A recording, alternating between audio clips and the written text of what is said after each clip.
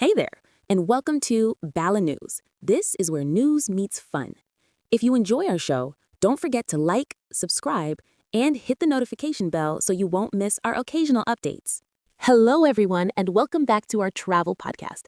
Today, we're taking you on a journey to one of Italy's most fascinating cities, Milan. When people think of Milan, the first thing that usually comes to mind is fashion. Runways, luxury boutiques, models strutting down the catwalk. But Milan is so much more than that. It's a city where centuries of history, incredible art, bold architecture, and modern creativity all come together. That's right. Milan is often described as Italy's financial and fashion capital, but if you only think of it that way, you'll be missing the deeper layers of this city. Behind the glitz and glamour, there are medieval castles, Renaissance masterpieces, charming canals, and neighborhoods full of art and culture. And of course, let's not forget the food. Milanese cuisine has its own distinct identity. Risotto with saffron, ossobuco, and panettone, just to name a few. The city also has a really interesting rhythm. Unlike Florence or Venice, which often feel like open-air museums where time has stopped, Milan feels alive and constantly moving. You'll see businessmen in suits rushing to meetings, students sipping espresso in little cafes, and artists sketching in the streets of Brera. But at the same time, you'll be walking past Gothic cathedrals, Renaissance palaces, and Roman ruins. It's this blend of the old and the new that makes Milan so special.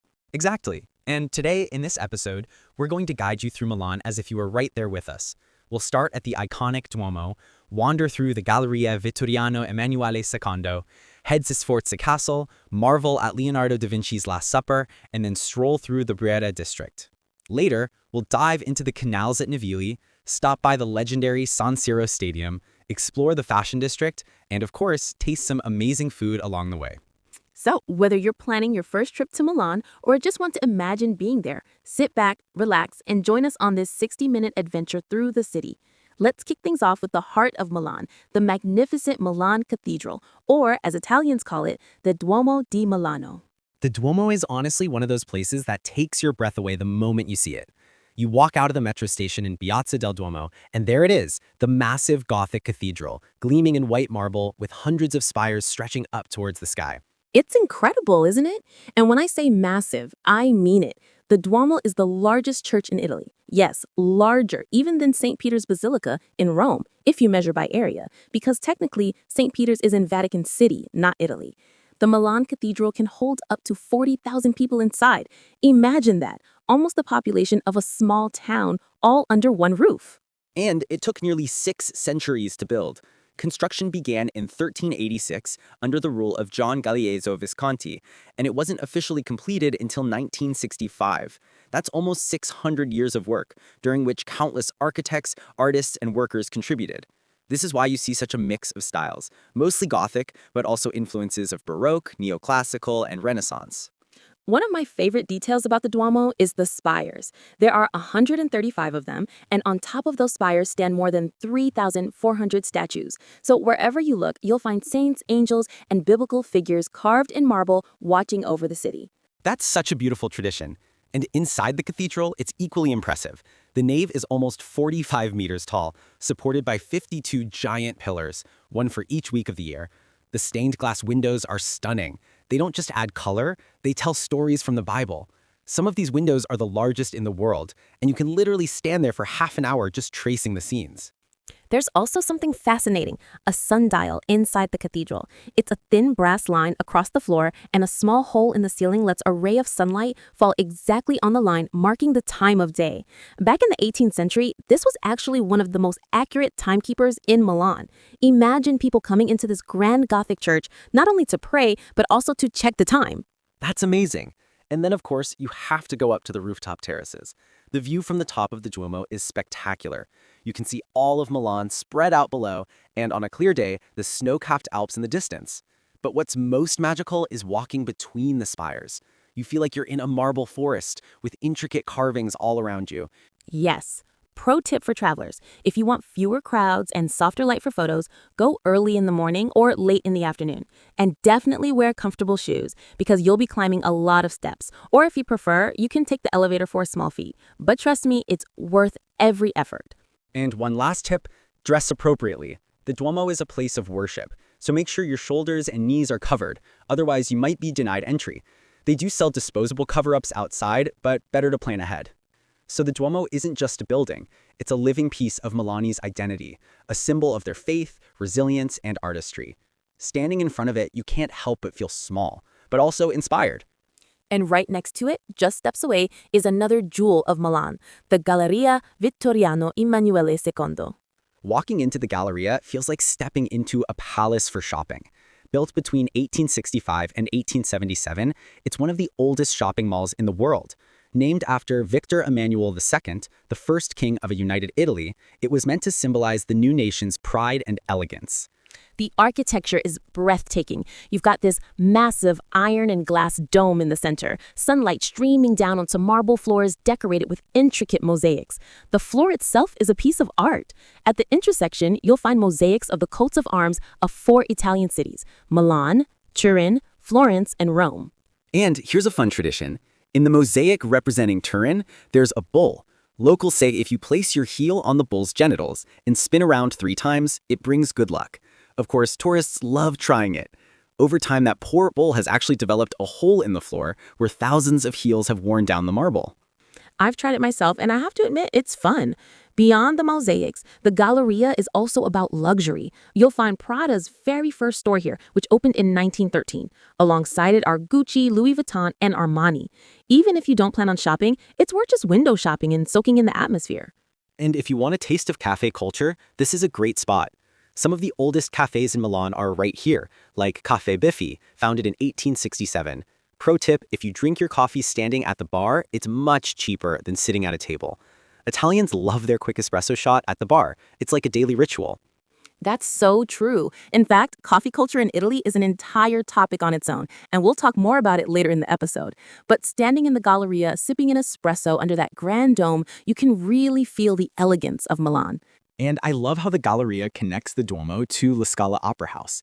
It's almost like a symbolic passage, from faith and community in the cathedral, through commerce and elegance in the Galleria, to culture and performance at La Scala. That's a great way to put it. Milan really does embody different aspects of life in such close proximity.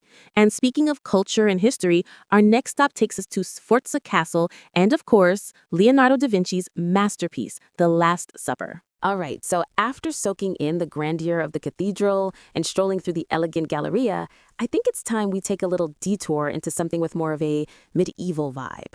What do you say we talk about the Sforza Castle? Oh, yes, absolutely. Castello Sforzesco, as the Italians call it. To me, this place is like Milan's time machine. You walk through those massive brick walls and suddenly you're not in a fashion capital anymore. You're back in the Renaissance surrounded by dukes, soldiers, and artists. Exactly. And fun fact, this castle wasn't originally meant to be a Renaissance jewel. When it was first built in the 14th century by the Visconti family, it was a fortress. Imagine it, tall, defensive towers, moats, and a design more about protection than beauty. But when the Sforza family took over in the 15th century, they transformed it into something far more majestic. Yeah, Francesco Sforza, who became Duke of Milan, rebuilt the castle into a true Renaissance residence. It wasn't just a military stronghold anymore. It turned into a palace filled with art, culture, and power. And here's the kicker, some of the brilliant minds of the Renaissance actually worked here. You're talking about Leonardo da Vinci, right? Exactly. Leonardo da Vinci spent time in Milan under Ludovico Sforza, nicknamed Il Moro. He was commissioned to work on various projects in the castle, including frescoes and engineering designs. Sadly, a lot of his castle work didn't survive, but just the idea that Leonardo was pacing through these same courtyards is incredible. It gives you goosebumps, right? And today, the castle isn't just a single attraction. It's like a hub of museums. Inside, you've got the Museum of Ancient Art, the Pinacoteca, the Egyptian Museum, and even collections of musical instruments. It's kind of a choose-your-own-adventure situation. Totally. And for art lovers, the big highlight is in the Museum of Ancient Art, Michelangelo's last unfinished sculpture, the Rondanini Pietà. This is such a moving piece. Michelangelo worked on it literally until the last days of his life. It's raw, it's incomplete, but it almost feels more emotional because of that incompleteness. I love how you put that. It's like you're seeing Michelangelo's struggle, his humanity, right there in marble. And let's not forget the castle grounds themselves. They open up into Parco Semponio, this huge green park that feels like Milan's backyard. You see locals jogging, couples picnicking, kids chasing pigeons. It's such a contrast from the grandeur of the castle walls. That's such a great point. You could spend hours just wandering, the castle, the museums, then chilling in the park with the gelato. But speaking of Leonardo earlier, there's no way we can talk about Milan without mentioning the masterpiece, The Last Supper.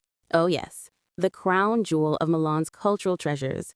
Located in the refectory of Santa Maria delle Grazie, Leonardo's The Last Supper is one of those works that people travel across the world just to stand in front of. And when you finally see it, it's overwhelming. And surprisingly big. People often imagine a standard canvas painting, but this is a wall painting, a mural, measuring about 8.8 meters wide. He painted it directly on the dining hall wall between 1495 and 1498. But here's the thing, it's not a true fresco. Right. Fresco painting means applying pigment on wet plaster, which makes it durable. But Leonardo wasn't satisfied with that. He wanted more detail, more depth. So he experimented with tempera and oil on dry plaster. Brilliant idea in theory, but terrible for longevity. Exactly. His technique caused the paint to deteriorate rapidly. Within just a few decades, people were already noting that the work was fading. And then add in centuries of humidity, neglect, even war damage. By the 20th century, it was in really rough shape. Luckily, a major restoration project in the late 20th century saved it, well, as much as possible. Today, what we see is partly Leonardo, partly careful reconstruction, but the power of the composition is still breathtaking. Let's talk about that composition. The moment Leonardo chose to depict is so dramatic. It's not the calm, ceremonial dinner we see in earlier versions. Instead, it's the exact moment when Jesus tells his disciples, "One of you will betray me." Suddenly, all the apostles burst into reaction, shock, anger, denial, confusion. Yes, and the way Leonardo arranges the figures into groups of three, all these dynamic gestures and expressions, it feels almost cinematic. It's storytelling through art. And of course, there's the symbolism. Jesus in the center, calm, forming a triangle with his body. The window behind his head creates a halo effect. And let's not forget Judas. Unlike traditional versions where Judas is isolated on the opposite side of the table, Leonardo daringly places him among the others, leaning back into shadow, clutching his money bag. Subtle, but chilling. It's genius. And here's a fun fact that travelers might like. Visiting the Last Supper requires advanced planning. Entry is limited to small groups, about 15 minutes per visit, and tickets sell out months ahead. So if you're planning your Milan trip, this is the one thing you must book in advance. Yes, absolutely. Don't just show up and expect to get in. And pro tip, if tickets are sold out on the official site, sometimes tour companies have access to group slots. It might cost a bit more, but if it's the difference between seeing or missing Leonardo's masterpiece, it's worth it. Completely agree. Because standing in that quiet refectory, gazing at this fragile 500-year-old painting, you feel like you're witnessing not just art history, but human history. It's one of those moments you carry with you forever. And I think that's what makes Milan so special. It's not just fashion and shopping, it's a city where the Renaissance still breathes. Between the castle, the Last Supper, and everything else, you're constantly reminded that genius once walked these streets. Well said. And speaking of genius and creativity, maybe we should head over to another treasure trove of art, the Brera Art Gallery. Oh yes, Brera is like Milan's artistic soul. Let's dive into that next. So, after exploring the Renaissance grandeur of the Sforza Castle and being absolutely floored by Leonardo's Last Supper, I think it's time we slow down a bit and wander into a more intimate space, somewhere that really captures Milan's artistic heartbeat. You're talking about the Pinacoteca di Brera, the Brera Art Gallery, right? Exactly. If the Duomo is the soul of Milan, then Brera is like its imagination. It's a place where art isn't just on the walls, but kind of seeps into the whole neighborhood. That's so true. I love how the Brera district feels different from the rest of Milan. The streets are narrow, cobblestoned, lined with small boutiques, antique shops, cozy cafes. It almost feels like a village tucked inside the city. And then in the middle of all that charm, you step into this grand 18th century palace that houses one of Italy's most important art collections. Yes, and the story of the gallery itself is fascinating. It was originally part of a Jesuit monastery complex, but in the late 18th century, during Napoleon's rule, it was turned into an art academy and gallery. Napoleon basically wanted a Louvre of Italy, where conquered works of art could be displayed as a symbol of cultural power. Classic Napoleon, always blending politics and art. But the result is that today we get to enjoy an incredible collection spanning centuries. And what I love is that it's not overwhelming like the Louvre. You can actually take your time room by room without feeling rushed. Absolutely, and the collection is so rich. Let's highlight a few must-sees. One of the most famous works is The Marriage of the Virgin by Raphael, painted in 1504, when Raphael was still very young. It shows the marriage between Mary and Joseph in front of this perfectly symmetrical Renaissance temple. I adore that painting. The perspective is so precise. with the temple's architecture drawing your eye straight into the background. And you can see Raphael's genius already blossoming, his ability to combine harmony, grace, and emotion in one scene. Exactly. Then there's Caravaggio's Supper at Emmaus. Now, if Leonardo's Last Supper was groundbreaking in its storytelling, Caravaggio takes storytelling to the next level with light and shadow. His use of chiaroscuro, those dramatic contrasts, creates this theatrical moment where Christ reveals himself to his disciples. Yes, Caravaggio was the master of making you feel like you're right there at the table. You see the disciples' shock, the food spilling off the edge, the hand gestures frozen in time. It's raw, dramatic, almost cinematic. And then there's Piero della Francesca's The Brera Madonna. This one's also known as the Montefeltro altarpiece. What makes it so fascinating is the serene geometry. Everything is so balanced and calm, but there's also mystery. The baby Jesus looks like he's sleeping, almost lifeless, and the whole atmosphere is contemplative, even a little unsettling. I remember standing in front of that painting and just staring. It's one of those works that pulls you in quietly, without drama, but then you realize how profound it is. That's the beauty of Brera. It's not just about famous masterpieces. It's about slowing down and letting art speak to you. The gallery even has modern works, so you can see the evolution of Italian art over the centuries. But, part of the magic of visiting the Brera Art Gallery is what happens when you step back outside. The whole Brera district feels like an open-air extension of the gallery. Yes, it's like walking through a bohemian neighborhood where art, design, and daily life mix together. You've got students from the Brera Academy of Fine Arts sketching in the piazzas, musicians playing on the corners, locals sipping espresso at sidewalk tables. And speaking of piazzas, the Piazza del Carmine and Piazza San Marco are two great spots to just sit and people watch. The pace here is slower than in the busy shopping districts. You get this sense of everyday Milanese life, neighbors chatting, kids riding bikes, artists selling their sketches. And then there's the botanical garden, the Orto Botanico di Brera. It's this hidden oasis tucked behind the academy, originally created in the 18th century from medical students to study plants. Today, it's open to the public, and wandering through it feels like discovering a secret garden in the middle of the city. That's such a great tip. Most tourists don't even know it exists, and it's free. Imagine taking a break from the art gallery, strolling through lemon trees and rare plants, and hearing church bells in the distance. It's pure Milanese poetry. You know, one of my favorite stories about Brera is tied to Napoleon. When he created the gallery, he not only brought in works from churches and monasteries, but also rearranged them to show his vision of art history. He wanted the gallery to be educational, like a textbook of painting. Yes, and that's why today the Brera feels so well curated. It's not just a random collection, it has a narrative. You can walk through and almost trace the development of Western art. And here's a quirky little fact. In the courtyard of the gallery, there's a huge bronze statue of Napoleon himself, sculpted by Antonio Canova. But Napoleon is depicted as Mars, the god of war, completely nude. Oh, yes. It's both majestic and a little awkward, depending on how you look at it. But it's a reminder of how much Napoleon wanted to connect himself with classical grandeur. And it makes for a great photo stop. Imagine explaining to your friends back home, yep, that's Napoleon, and no, he's not wearing any clothes. Exactly.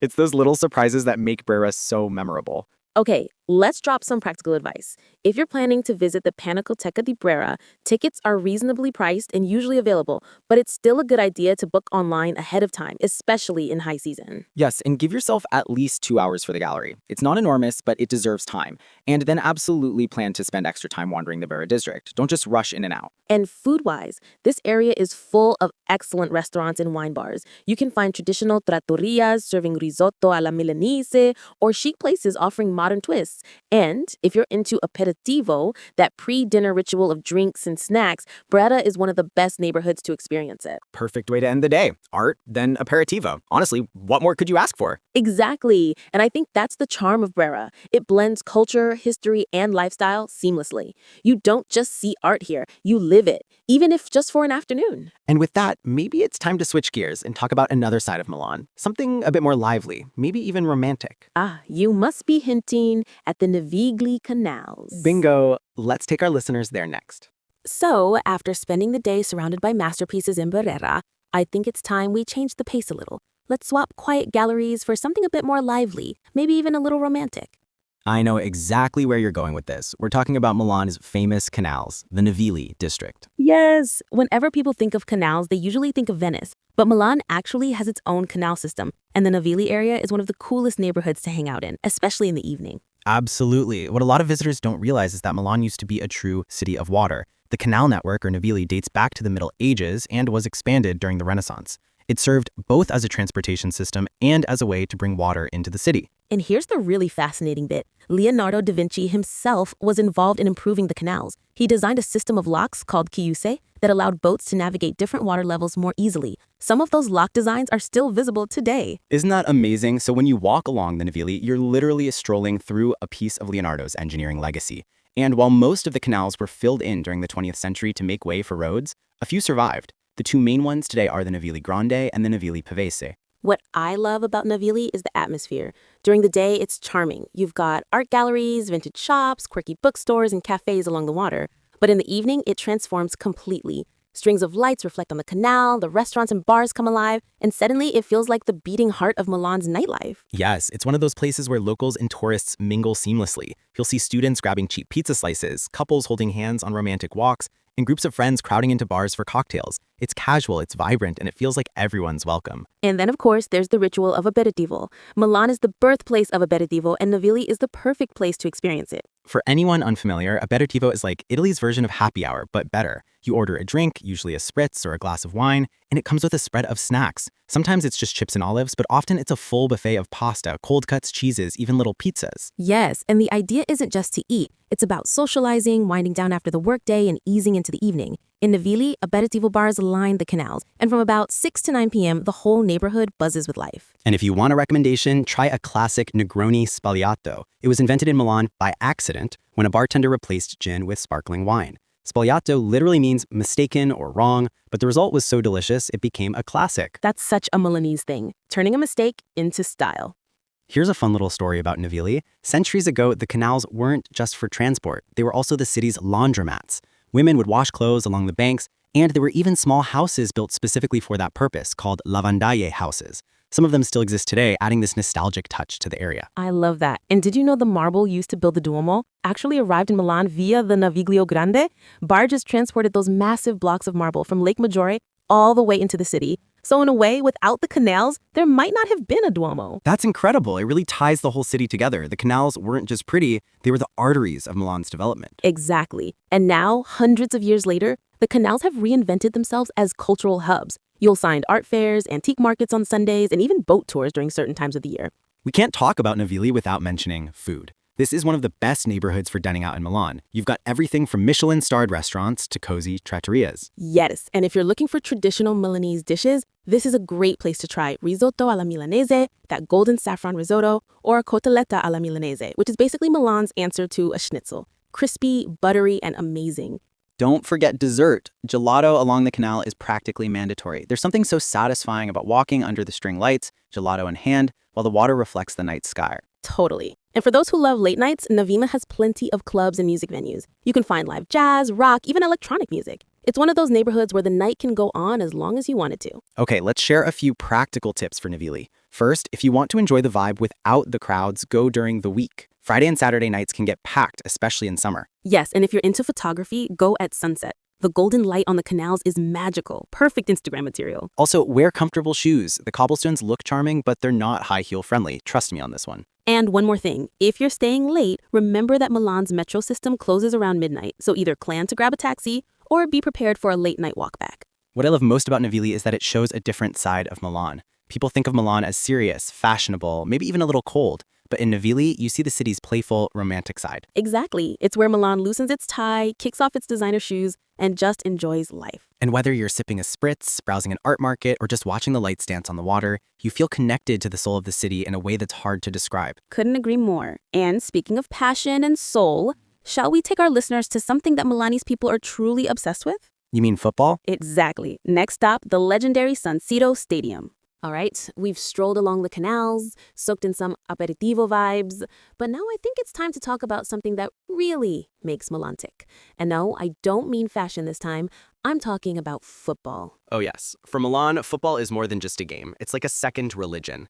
And at the center of it all is one of the most iconic stadiums in the world, San Siro. San Siro, or officially, the Stadio Giuseppe Meazza. It's this massive, almost futuristic-looking stadium with those giant spiral ramps on the corners.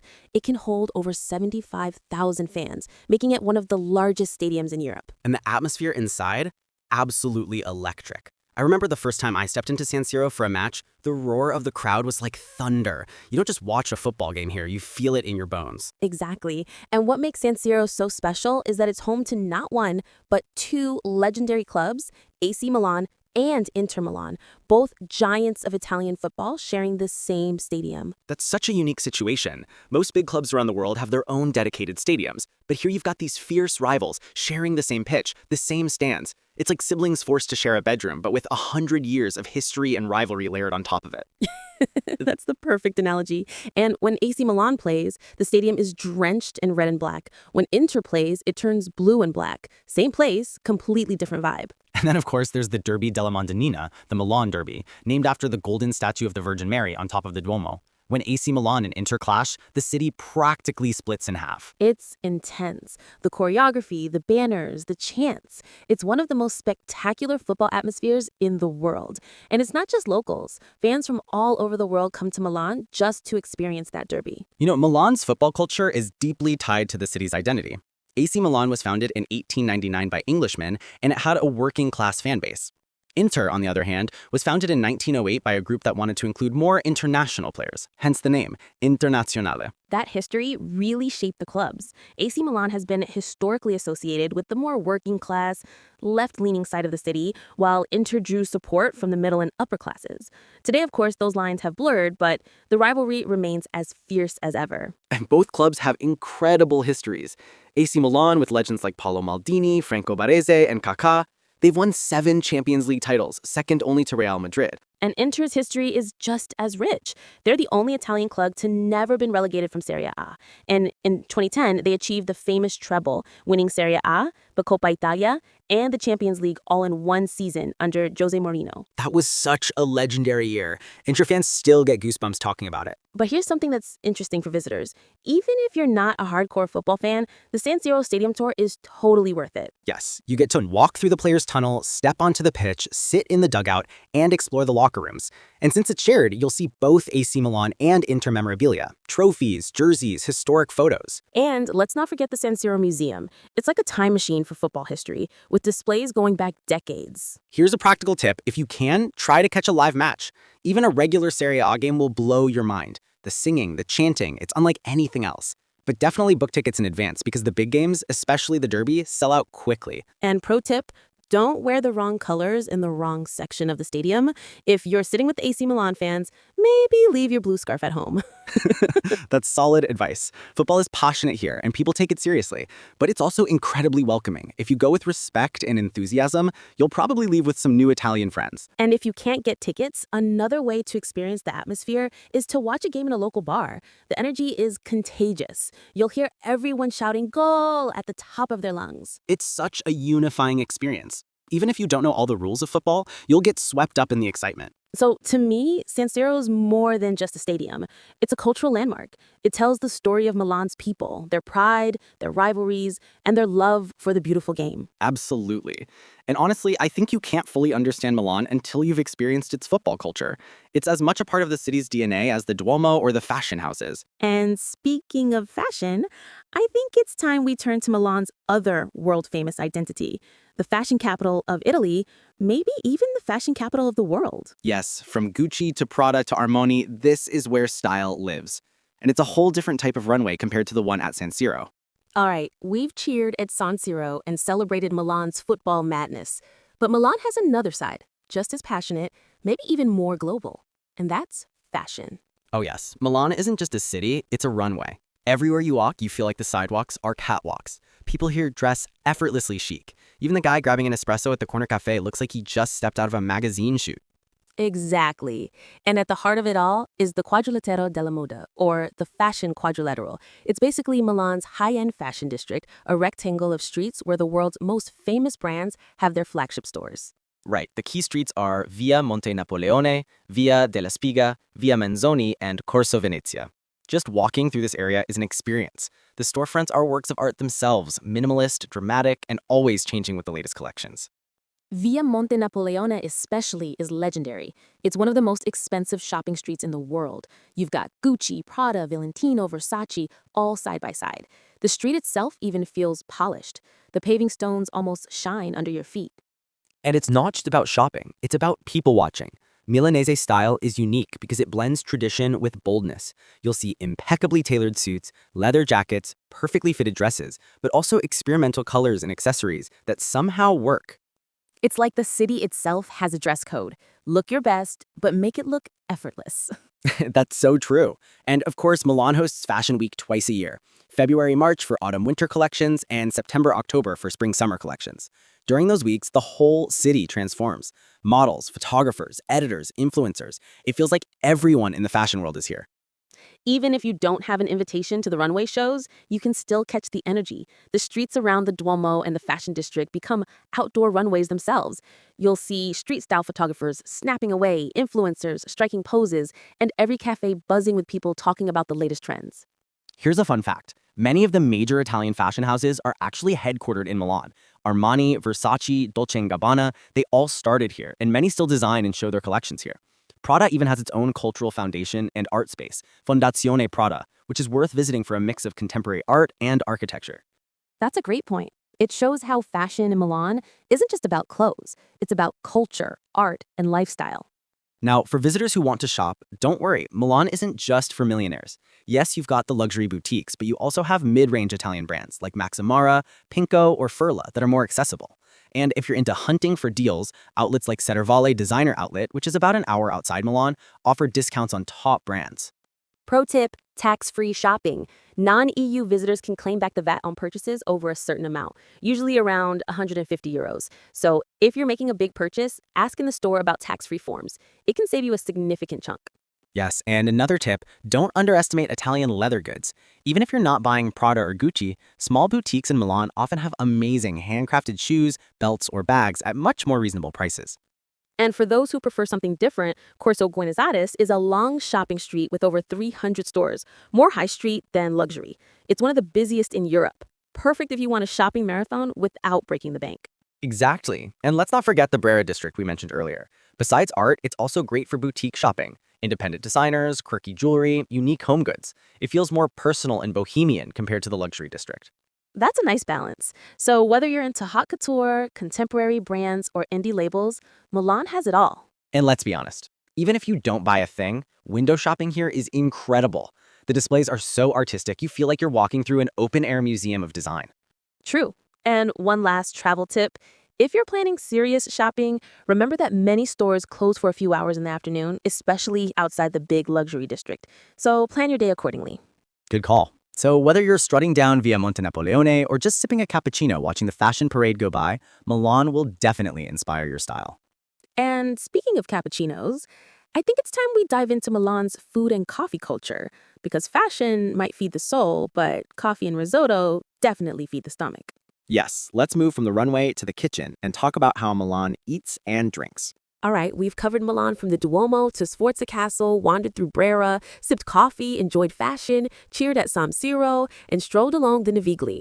I think it's safe to say Milan has left no stone unturned for us. Absolutely. But before we let our listeners go, let's give them some practical tips to make their Milan trip as smooth and enjoyable as possible. First things first, transportation. Milan has a very efficient public transport system, including metro, trams, and buses. The metro is fast and easy to navigate. I'd recommend getting a Milano card or single weekly metro tickets depending on your stay. Yes, and for tourists, the metro lines are color-coded, red, green, yellow, and purple, which makes getting around quite straightforward. Just remember, if you buy a single ticket, validate it before you board or you could get fined. For shorter distances, trams are a fun way to travel. They're old school, charming, and give you a real feel for the city. Walking is also a great option, especially around the Duomo, Brera, and the Fashion District. Next, where to stay. If you want to be in the heart of it all, the Duomo area or Brera are perfect choices. You'll be close to the main attractions, restaurants, and shopping. But if you want a more local feel, try the Navigli district. It's lively, artsy, and has a bohemian vibe, great for evening walks and aperitivo. And don't forget, Milan is also a business city, so if you're staying over a weekend, hotels tend to be less busy than during weekdays when conferences or trade fairs happen. All right, some insider tips. First, plan ahead for the Last Supper. Tickets sell out fast, sometimes months in advance. Yes, and book early online. Also, remember that photos inside are prohibited, so soak in the experience rather than trying to capture it with your phone. Next, fashion district etiquette. Even if you're just window shopping, dress neatly. Milanese are stylish, and the vibe here is very polished. For food and coffee, remember those rules we talked about: cappuccino only in the morning, espresso at the bar, and explore local trattorias to taste authentic Milanese cuisine. And for evening walks, especially in Navigli, always be mindful of your belongings. Standard urban safety, but Milan is generally very safe. If you're going to a football match, book tickets early, arrive at least 45 minutes before kickoff, and wear the right colors for your team. And if you can't get tickets, experience the match from a lively bar. You'll still get the energy. So to summarize, if I had to pick the must-experience highlights of Milan, 1. Duomo di Milano, climb to the rooftop for panoramic city views. 2. Galleria Vittorio Emanuele II, not just for shopping, but the architecture itself is breathtaking. 3. Sforza Castle and the Last Supper, history, arts, and Leonardo da Vinci's genius. 4. Brera District, arts, boutique shopping, and cozy cafes. 5. Navigli Canals, aperitivo, nightlife, and romantic evening walks. 6. San Siro Stadium, football passion, culture, and stadium tours. 7. Fashion District, window shopping, designer boutiques, and Milanese street style. 8. Food and coffee, risotto, cotoletta, panettone, aperitivo, and espresso culture. Yes, and if you can hit all of those, you'll leave Milan not just having seen the city, but having felt it, its history, its energy, and its style. I think what makes Milan special is the balance. You've got centuries of history and art right next to modern fashion and nightlife. You can be awestruck by a cathedral in the morning and then sipping a spritz along the canals in the evening. Exactly. It's a city of contrasts, elegance and grit, tradition and innovation, football passion and fashion flair, and that's what makes it unforgettable. So whether you're a first-time visitor or coming back for the 10th time, Milan has a way of surprising you, teaching you, and leaving a mark on your heart. And for our listeners, don't just rush through. Take time to explore the streets, talk to locals, try the food, and embrace the rhythm of the city. Milan isn't just seen, it's experienced. Absolutely. That's our Milan guide in 60 minutes. From history to art, coffee to football, fashion to nightlife, this city has it all. Thanks for joining us. We hope you feel inspired to pack your bags, grab your walking shoes, and fall in love with Milan, just like we did. And remember, whether it's climbing the Duomo, cheering at San Siro, or enjoying a late-night spritz by the Navigli, Milan always has a story waiting for you. Ciao for now, and arrivederci Milan.